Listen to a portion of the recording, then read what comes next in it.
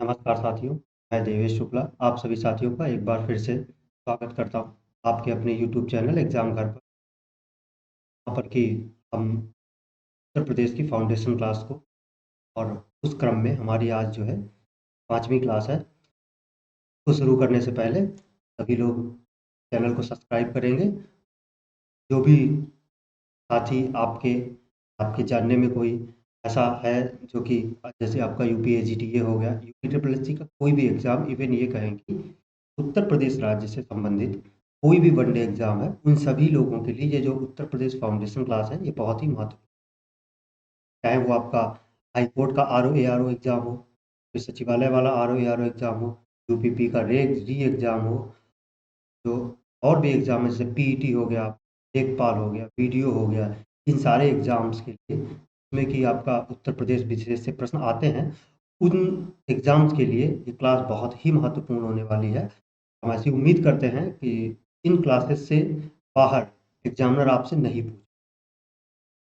इसी के साथ में सब लोग अपना ही आपका ही सबका चैनल है, सब इसकी फैमिली है, आप सब को जो है सपोर्ट करें, शेयर करें ज़्यादा से ज़्यादा। आज देखेंगे पिछली क्लासेस में हमने जितने भी ज़िले पढ़े थे, वहाँ से आगे के जो बचे हुए ज़िले हैं मान के चलिए एक आज की क्लास और एक नेक्स्ट क्लास, 2 क्लासेस में आपके डिस्ट्रिक्ट्स जो हैं, वो सारे कंप्लीट हो जाएँगे। उसके बाद में हम 2 क्लासेस लाएँगे, जिसमें कि आपके आपके लिए एमसीक्यू होंगे। एक क्लास में 50 एमसीक्यू यानी कि 2 क्लासेस में लगभग 100 एमसीक्यू के आस-पास होंगे। जो कि मैंने जो 5 से 6 क्लासेस जो डिस्ट्रिक्ट वाइज़ पढ़ाया है, इसी से रिलेटेड आपके एमसीक्यू होंगे, इससे बाहर का कोई भी एमसीक्यू नहीं होगा ताकि आप जो भी रेगुलर हमारे वीडियोज़ को फ़ॉलो कर रहे हैं, वो लोग अपने आप को एक चेक कर पाएँ कि वो कहाँ पे हैं, उन्होंने कितना पढ़ा है। मैं गारंटी देता हूँ कि जो भी 50 में से 40 प्लस के आंसर करेगा, उसका कोई भी एग्ज़ाम हो जिसमें कि उत्तर प्रदेश से प्रश्न आए हों और वो ना कर पाए, ऐसा हो ही। आज का अपना पहला ज़िला देखेंगे कि आज का जो हमारा पहला ज़िला है, वो कौन-सा होना।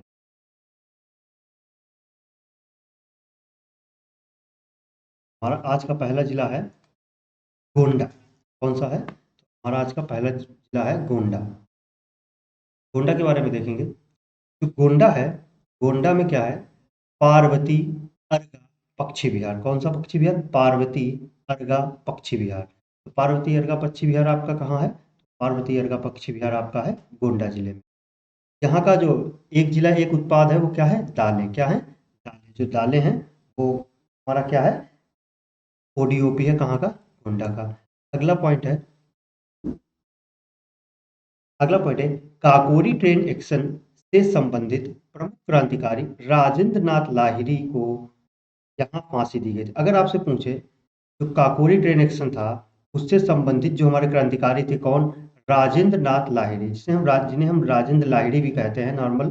तो इनको फांसी कहाँ दी? आपसे पूछा जाता है कि इनको फांसी कहाँ दी गई थी या इन इस क्रांतिकारी को फांसी कहाँ दी गई थी? तो आपको याद रखना है जो राजेंद्र लाहिड़ी थे को फांसी दी गई थी कहाँ पे?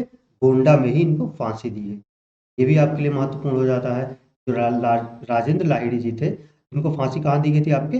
गोंडा में दी गई। गोंडा से आपको 3 बातें हैं, इनको याद रखना है।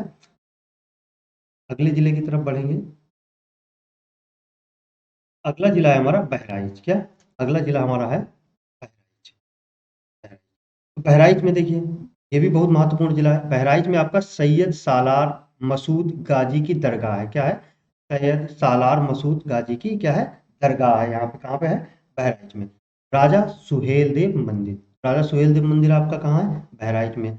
कतर्निया घाट वन्यजीव विहार, ये बहुत ही महत्वपूर्ण वन्यजीव विहार है। कतर्निया घाट वन्यजीव विहार, ये आपका कहाँ है? ये आपका बहराइच में है। और बहराइच किस नदी के किनारे है? तो बहराइच आपका सरयू नदी के तट पर। कहाँ पे? सरयू नदी के तट पर स्थित है। तो बहराइच से ये आपकी हो गई 4 बातें हो गई, तो ये आपको याद रखनी है। पहला तो सैयद सालार मसूद गाजी की दरगाह है बहराइच में। दूसरा राजा सुहेल देव का मंदिर है। तीसरा आपका कतर्निया घाट वन्यजीव विहार है। चौथा ये सरयू नदी के किनारे आपका बहराइच जिला हो गया। अगले जिले की तरफ बढ़ेंगे। अगला जिला है हमारा बलराम। अगला जिला हमारा कौन सा है? अगला जिला है हमारा बलराम। तो बलरामपुर में देवी पाटन मंदिर है। क्या है? देवी पाटन मंदिर है। और यहीं पे जो है इसी देवी पाटन मंदिर पे यहाँ का सबसे प्रसिद्ध देवी पाटन मेला भी लगता है। जैसे जो आप देख रहे हैं एक यहाँ पे देख सकते हैं कि देवी पाटन का प्रसिद्ध मेला लगता है। कहाँ पे? देवी पाटन मंदिर पे। और यहाँ पे क्या है? हुरमत शाह अस्थाना। क्या है? हुरमत शाह अस्थाना। ये कहाँ पे है? ये भी बलरामपुर में है। और ये कहाँ पे है? ये राप्ती नदी के किनारे। कहाँ किस नदी के किनारे आपका ये? बलरामपुर जो है आपका जिला, ये आपका राप्ती नदी के तट पर स्थित है। बलरामपुर से सबसे महत्वपूर्ण देवीपाटन का मंदिर, देवीपाटन मंदिर या फिर देवीपाटन मेला, ये आपका सबसे महत्वपूर्ण हो जाता है। और राप्ती नदी के तट पर बलरामपुर स्थित। सब लोग बलरामपुर से इतनी बातों को याद रखें। अगले जिले की तरफ बढ़ेंगे। हमारा अगला जिला है श्रावस्ती। क्या? अगला जिला है हमारा श्रावस्ती। श्रावस्ती में देखेंगे क्या है। श्रावस्ती में क्या है आपका? सबसे पहले जितवान मठ। क्या है? जितवान मठ बहुत महत्वपूर्ण है आपका। क्या? चितवन मठ। ये कहाँ पे आपका? श्रावस्ती में। और क्या है? महामंगल मंदिर। क्या है? महामंगल मंदिर है। और क्या है? मॉनेस्ट्री बुद्ध विहार है। बुद्ध विहार कहाँ पे है? मॉनेस्ट्री बुद्ध विहार कहाँ पे? तो आपका जो मॉनेस्ट्री बुद्ध विहार है ये आपका श्रावस्ती। श्रावस्ती का ओडीओपी क्या है? ओडीओपी यहाँ का है जनजातीय शिल्प। क्या है? जनजातीय शिल्प श्रावस्ती का क्या है आपका? ओडीओपी है। ओडीओपी क्या है श्रावस्ती का आपका? जनजातीय शिल्प यहाँ का ओडीओपी है।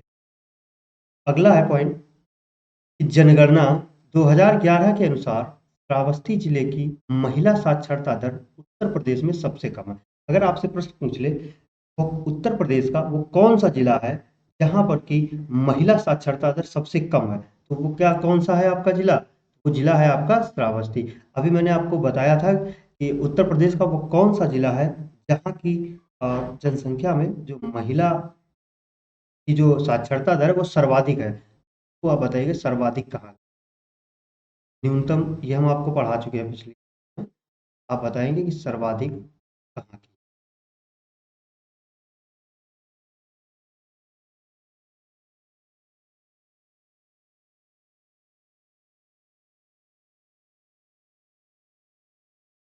है?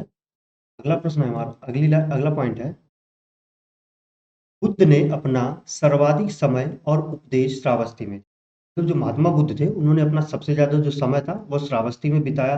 अब उन्होंने वहां पे सबसे ज्यादा समय बिताया, तो जब वो जो उपदेश देते थे, जो जहाँ पे सबसे ज्यादा समय बिताएंगे वहीं पे क्या करेंगे, वो अपने सबसे ज्यादा उपदेश भी देंगे।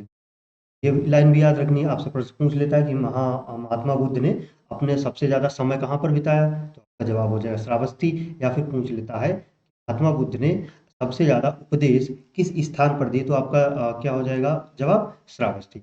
अगला प्रश्न, अगला पॉइंट है, महाजनपद काल में क्या? महाजनपद काल में श्रावस्ती कौशल राज्य की राजधानी थी। किसकी थी?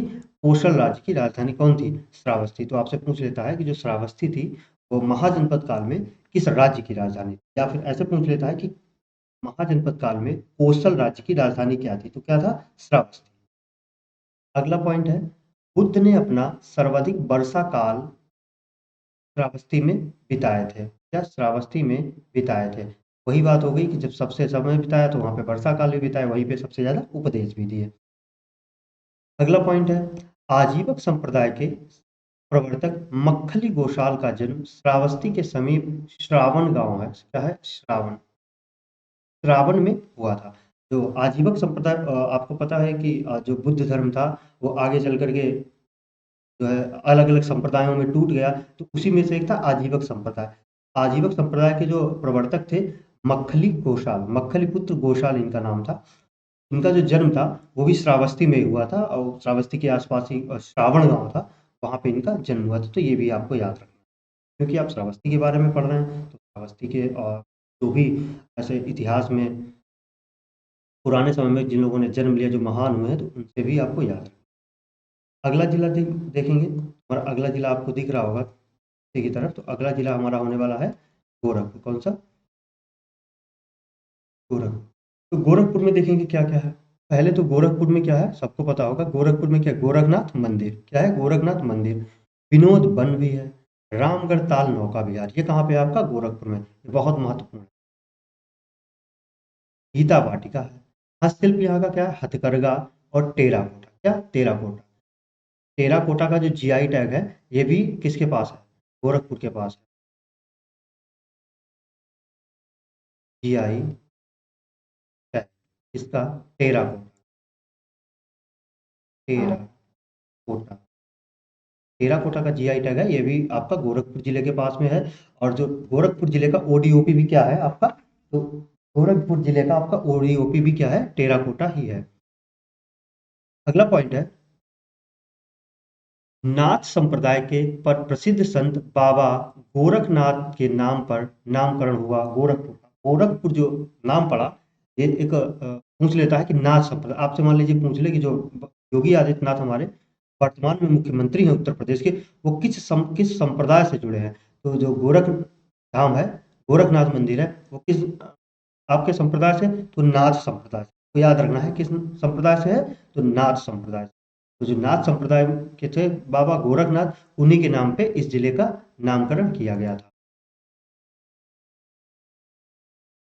यहीं पे जो मंदिर है, गोरखनाथ मंदिर, यहीं पे मकर संक्रांति पर क्या है? खिचड़ी मेले का आयोजन किया है। आपसे पूछ लेता है प्रश्न कि खिचड़ी मेला जो है वो उत्तर प्रदेश राज्य के किस जिले में लगता है? तो खिचड़ी राज्य जो है, जो खिचड़ी मेला है वो आपका गोरखपुर में लगता है, और जो गोरखनाथ मंदिर है उस पे लगता है। और ये जो है 1 महीने तक लगातार, मकर संक्रांति से स्टार्ट होकर के 1 महीने लगातार ये मेला आपका चलता है। तो याद रखेंगे कि खिचड़ी मेले का आयोजन आपका कहाँ पे होता है? आपका गोरखपुर जिले में होता है। इतना नहीं पूछता है कि कौन मंदिर पे होता है, कब तक चलता है। ज़्यादा से ज़्यादा आपसे ये पूछ लेगा, अगर बहुत डीप जाएगा, कि इसकी शुरुआत किस दिन से होती है, और इसमें जो है खिचड़ी का भोज होता है, खिचड़ी ही खिलाई जाती है सब लोगों को। अगला पॉइंट है, 5 फरवरी 1922 को स्वतंत्रता संघर्ष के दौरान, तब आपको ये डेट याद रखनी है, 5 फरवरी 1922 को स्वतंत्रता संघर्ष के दौरान गोरखपुर के चौरी चौरा नामक स्थान पर आंदोलनकारियों ने थानेदार समेत 21 पुलिसकर्मियों को थाने में बंद करके आग लगा दी। अब देखिए इस लाइन से प्रश्न कैसे आता है? इस लाइन से आपका प्रश्न ऐसे आता है, चौरी चौरा नामक स्थान किस जिले में स्थित है? या चौरी चौरा नामक घटना किस उत्तर प्रदेश के किस जिले में हुई थी? क्या पूछ लेता है आपसे कि चौरी चौरा जो घटना है वो कब हुई थी, तो आपसे डेट पूछ लेगा कि 5 फरवरी 1922, आपको 4 ऑप्शन दे करके। या तो फिर ऐसे ही पूछता है कि मतलब कहाँ है, तो कहाँ किस जिले में हो जाएगा आपका? गोरखपुर जिले। अगला है आपका, गीता प्रेस की स्थापना 29 अप्रैल 1923 को जयदयाल गोयकाना, घनश्याम दास जालान और हनुमान प्रसाद पोद्दार ने के द्वारा की गई। अब गीता प्रेस, जैसे आप देखते होंगे कि आपकी भगवत गीता है, और जो आपकी रामचरितमानस है, वाल्मीकि रामायण है, और बहुत से हमारे ऐसे हिंदू धर्म के ग्रंथ हैं जिनको कि क्या जो गीता प्रेस है वो पब्लिश करता है। तो जो गीता प्रेस है इसकी स्थापना कब हुई थी? 1923 में। अब देखिए इसको, जो गीता प्रेस है हमारा गोरखपुर का, बहुत ही प्रसिद्ध है। इसको लगभग 100 यानी कि 100 साल, हम 2024 की अप्रैल 29 अप्रैल जा चुकी है, तो इसका मतलब है 101 साल जो है इसको क्या हो गया है? कंप्लीट हो चुका है। अगला प्रश्न है, अगला प्रश्न प्रश्न क्या आपका? अगला पॉइंट है, कल्याण नामक प्रसिद्ध मासिक पत्रिका गीता प्रेस गोरखपुर से प्रकाशित हुई। अब याद रखना कि कल्याण, कौन सी पत्रिका आपकी? कल्याण नामक जो पत्रिका है वो आपकी कौन प्रकाशित करता है?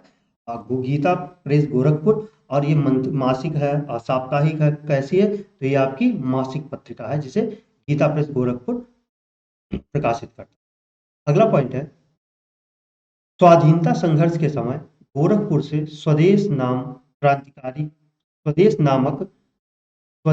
क्रांतिकारी पत्र का प्रकाशन होता था। एक पत्र का प्रकाशन होता था जिसका नाम क्या था? स्वदेश। तो इसका प्रकाशन उत्तर प्रदेश के किस जिले से होता था? तो ये आपका होता था गोरखपुर से। अगला पॉइंट है, गोरखपुर के पौड़ी राम क्षेत्र में भारत का प्राचीनतम अभिलेख सौगौरा प्राप्त हुआ है। क्या? सौगौरा। अगर आपसे पूछे कि जो सौगौरा अभिलेख, आपसे यूपीपीसीएस में एक प्रश्न आया हुआ है कि जो सौगौरा अभिलेख है वो उत्तर प्रदेश के किस जिले से मिला है? तो जो सौगौरा अभिलेख है ये आपका कहाँ पे है? गोरखपुर में। एक बार इसमें पूछा गया था कि इस जो अभिलेख है इसकी लिपि कैसी है? तो इसकी लिपि कैसी है? ब्राह्मी लिपि है। कैसी लिपि है? ब्राह्मी। तो आपको याद रखना है, ये जो सोहगौरा अभिलेख है ये कहाँ से प्राप्त हुआ था? उत्तर प्रदेश के गोरखपुर जिले से प्राप्त हुआ था। और जो ये अभिलेख प्राप्त हुआ था इसकी लिपि जो है वो ब्राह्मी थी। कैसी थी? ब्राह्मणी से। तो गोरखपुर से आपको इतनी सारी बातें याद रखनी है। अगले जिले की तरफ बढ़ेंगे तो हमारा अगला जिला है देवरिया। क्या? देवरिया। अगला जिला है हमारा देवरिया। देवरिया जिला। देवरिया जिले में क्या क्या है? एक तो दुग्धेश्वर नाथ मंदिर है। क्या है? दुग्धेश्वर नाथ मंदिर है। देवरहा बाबा मंदिर है, ये बहुत महत्वपूर्ण है। देवरहा बाबा मंदिर है। हदहद बाबा भवानी मंदिर। हद बाबा, दो बार ये हदहद नहीं है, ये आपका हद बाबा भवानी मंदिर। बरहज है, बरहज ये कहाँ है? ये भी आपका देवरिया में। अगला पॉइंट है, बाबा राघव दास ने देवरिया में सत्याग्रह और नमक आंदोलन का नेतृत्व किया था। अगर ये पूछे कि देवरिया से सत्याग्रह और जो नमक आंदोलन हुआ था इसका नेतृत्व किसने किया था, तो हमारे कौन थे? बाबा राघव दास। कौन थे? बाबा राघव दास। देवरिया के बरहज नामक स्थान पर राम प्रसाद बिस्मिल की समाधि है। क्या है? जो हमारे क्रांतिकारी थे राम प्रसाद बिस्मिल, इनकी समाधि कहाँ पे है? देवरिया के बरहज नाम पे। ये जो बरहज लिखा हुआ है, ये बरहज में क्या है? जो हमारे महान क्रांतिकारी थे राम प्रसाद बिस्मिल जी, इनकी क्या है वहाँ पे? समाधि। तो याद रखेंगे कि राम प्रसाद बिस्मिल की समाधि कहाँ पे है? देवरिया में। देवरिया से ये 3-4 पॉइंट आपको याद रखने हैं। अगला अगला जिला हमारा है महाराजगंज। अगला जिला हमारा कौन सा है? महाराज। कौन सा है? महाराजगंज। अब देखिए महाराजगंज के सोहागी बरवा वन्यजीव विहार। कौन सा? सोहागी बरवा वन्यजीव विहार। जो सोहागी बरवा वन्यजीव विहार है, ये आपका किस जिले में पड़ता है? ये आपका महाराजगंज में। जटायु संरक्षण और प्रजनन केंद्र। तो पहला जटायु संरक्षण और प्रजनन केंद्र है। जैसा कि आप जानते हैं, तो जटायु यानी कि गिद्ध जो होते हैं, तो अब देखेंगे आप कि गिद्ध शायद ही आप में से किसी ने देखे हों। ये तो पहले क्या था, जब हम छोटे थे, गाँव में रहते थे, हम पापा के साथ स्कूल जाया करते थे, क्योंकि पापा अपने स्कूल ले जाते थे हमको। वहाँ पे देखते जहाँ पे मरे हुए जो जानवर पड़े, आवाज़ अगर आप देखें तो वो जानवर मर जाता है, वो सड़ता है, उसको कोई पूछने वाला नहीं, सड़ के बदबू करता है। थोड़ा बहुत कुत्ते वगैरह खाते हैं, बाकी वो ऐसे ही पड़ा पड़ा रहता है और सड़ता है, बदबू करता है। लेकिन उस समय पे क्या थे, जो फील्ड में अगर कोई जानवर मर जाता था किसी गाँव में, तो उसको लाकर के गाँव के बाहर फील्ड में डाल देते। हम मॉर्निंग में जाते थे तो देखते थे कि वो जानवर पड़ा हुआ है वहाँ पे। अब वापस आते तो पूरा साफ होता। क्यों? क्योंकि वो जो गिद्ध थे वो सारे जानवरों को खा जाते थे। लेकिन अब क्या है, अब आप देखेंगे कि तो गिद्ध आपको शायद ही दिखने को मिले, नहीं तो अब नहीं मिलता है। क्यों नहीं मिलता है? उसकी वजह है, ये गिद्ध क्या थे, ये जानवरों को खाते थे। और आपने देखा होगा कि जो जानवर दूध नहीं देते तो उनको एक इंजेक्शन लगाया जाता है। एक इंजेक्शन लगाया जाता है। वो जो इंजेक्शन होता है, जो लोग डेयरी फार्म का काम करते हैं, तो उनको तो चाहिए दूध। जितना ज़्यादा जो दूध होगा मेरे पास, उतना ज़्यादा पैसा होगा। तो लोग क्या करते हैं, डेली जानवर जैसे भैंस हो गई, गाय हो गई, तो उनको दूध निकालने के लिए ये लोग इंजेक्शन लगाते हैं।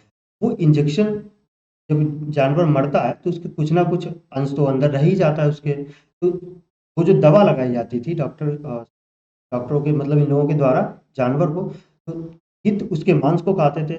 उस दवा से सारे गिद्धों का क्या हो गया? अंत हो गया, मर गए। और कुछ बचे हैं तो उनके लिए क्या किया गया है, महाराजगंज में एक जटायु संरक्षण केंद्र बनाया गया है कि मतलब वो ना मरे, और उन प्रजनन केंद्र बनाया गया कि उनका आपस में प्रजनन करा करके इनकी संख्या को बढ़ाया जाए। तो इसलिए जो है आपका जटायु संरक्षण केंद्र की स्थापना की गई महाराजगंज में। ये आपको याद रखना है, बहुत महत्वपूर्ण है। अगला पॉइंट है आपका प्राचीन काल में से कारापथ। प्राचीन काल में महाराजगंज को करापथ के नाम से जाना जाता है। किसे? कारापथ नाम के से जाना जाता था। अगला है विनायकपुर तथा तिलपुर महल। ये कहाँ है? विनायकपुर महल तथा तिलपुर महल, ये कहाँ है? ये भी आपका महाराजगंज जिले में। अगले जिले की तरफ बढ़ेंगे अपना। बलरामपुर जिले से आप दो बातें जरूर याद रखें। एक तो सुहागी बरवा वन्यजीव विहार, और दूसरा जटायु संरक्षण और प्रजनन केंद्र। ये कहाँ है आपका? ये महाराजगंज में। अगला जिला है हमारा कुशीनगर। तो कुशीनगर तो आप सबको जानते हैं, बहुत महत्वपूर्ण है, क्योंकि बुद्ध, जो महात्मा बुद्ध थे, उनकी निर्वाण स्थली कहाँ पे? कुशीनगर में। यहाँ पे क्या है? फाजिल नगर है। क्या है? फाजिल नगर है। राजकीय बौद्ध संग्रहालय, तो राजकीय बौद्ध संग्रहालय भी कहाँ पर है? ये हमारा कुशीनगर में है। और बुद्ध की निर्वाण स्थली क्या है? ये भी आपकी कुशीनगर। अगला है पॉइंट, वर्तमान कुशीनगर महाजनपद काल में मल्ल गणराज्य की राजधानी। तो वर्तमान में हमारा जो कुशीनगर है, ये महाजनपद काल में किसकी राजधानी था? ये मल्ल गणराज्य की राजधानी। कुशीनगर में हिरण्यवती नदी के तट पर गौतम बुद्ध का महापरिनिर्वाण हुआ था। अगर आपसे ये पूछे कि जो महापरिनिर्वाण है वो किस नदी के किनारे हुआ था, तो हिरण्यवती नदी के किनारे हुआ था।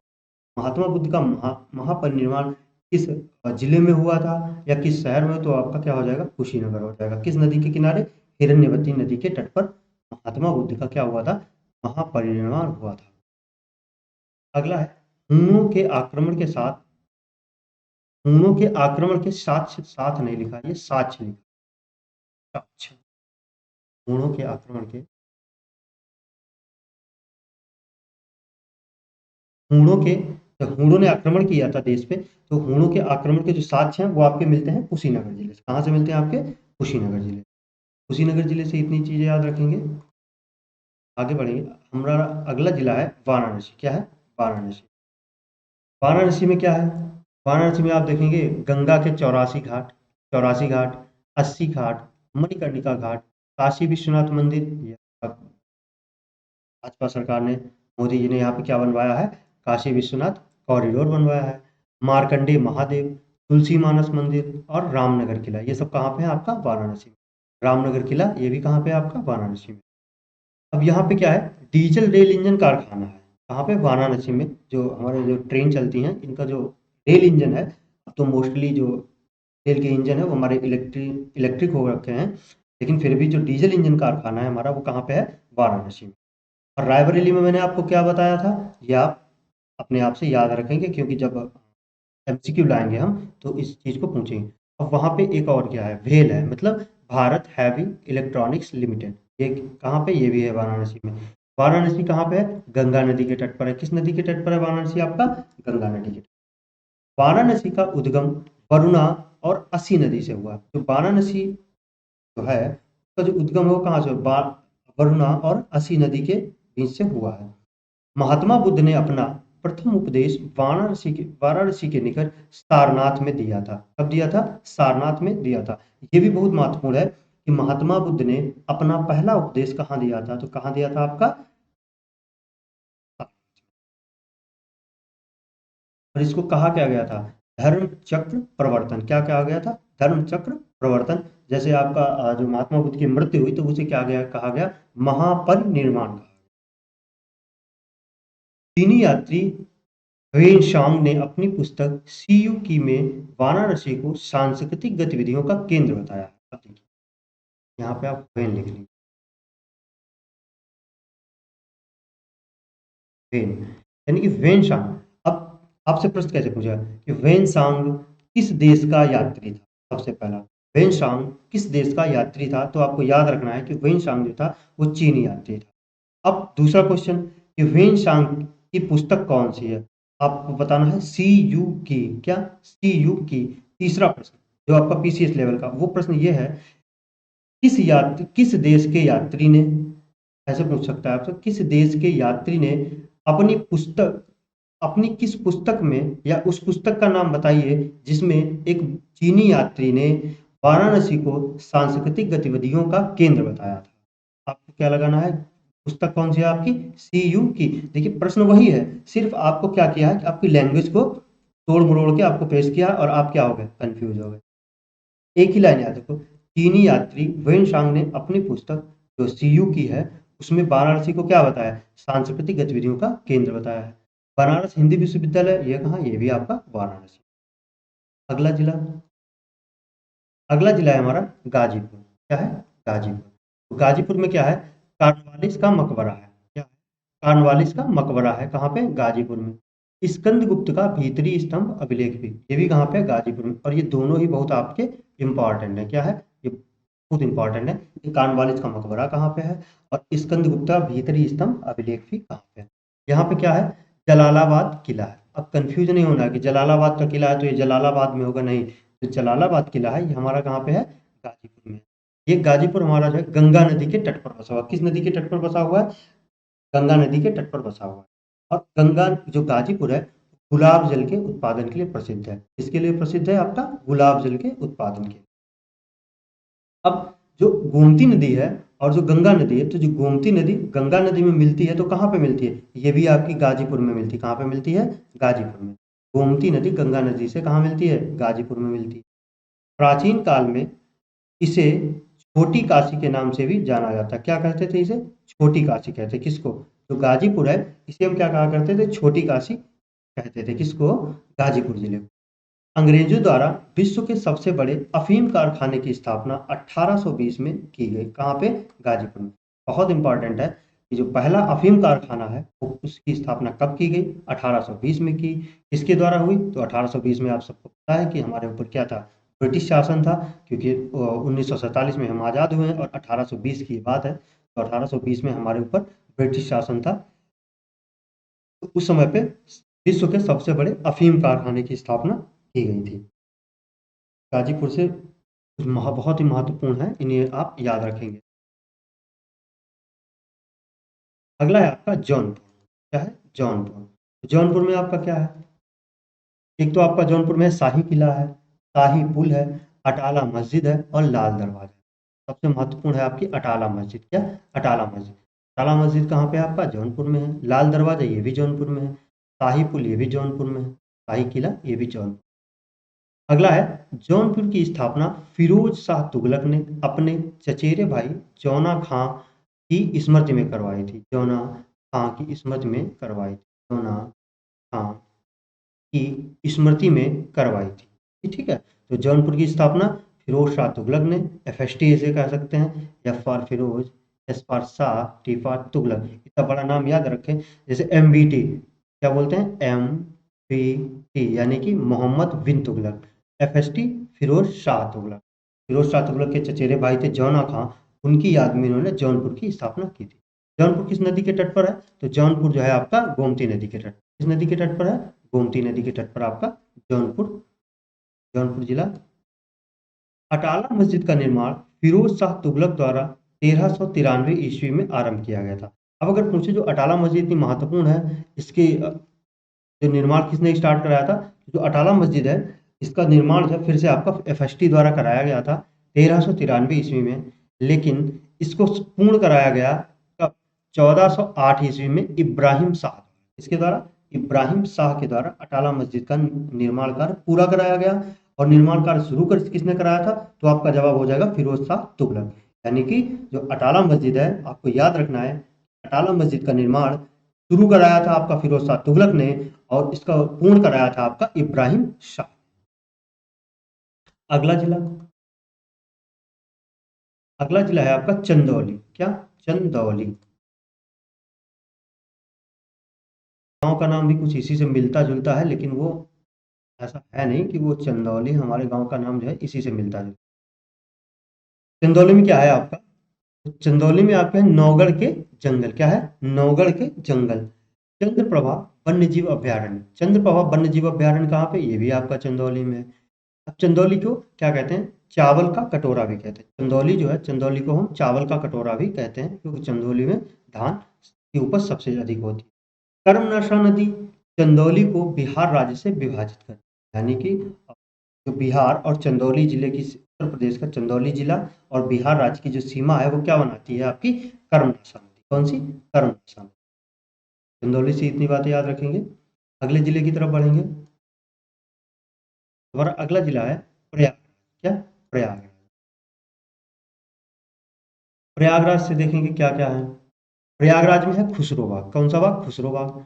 आनंद भवन, चंद्रशेखर आजाद पार्क, बेहद महत्व। क्या? चंद्रशेखर आजाद पार्क। आपको पता होगा कि चंद्रशेखर आजाद ने अल्फ्रेड पार्क में अंग्रेजों को के सामने आत्मसमर्पण न करके अपने बंदूक की आखिरी गोली जो है अपने मार ली थी और शहीद हो गए थे।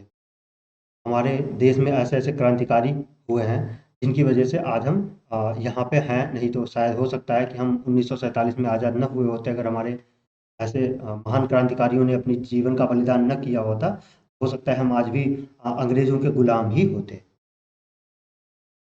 नमन है ऐसे क्रांतिकारियों को, जिन्होंने अपनी जान दे कर के आज हमें यहाँ पे पहुँचाया है। अगला अगला पॉइंट है, जनसंख्या की दृष्टि से प्रयागराज सबसे बड़ा जनपद है।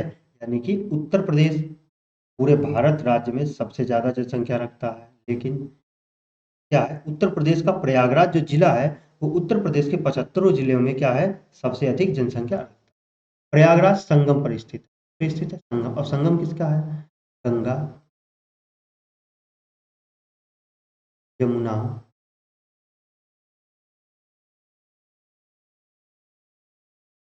ओके, ये तीनों नदियां मिलती हैं कहाँ पे? प्रयागराज में, इसलिए इसे क्या कहते हैं? संगम कहते हैं। लेकिन ये सरस्वती नदी है, ये अब क्या हो गई है? विलुप्त हो गई। क्या है?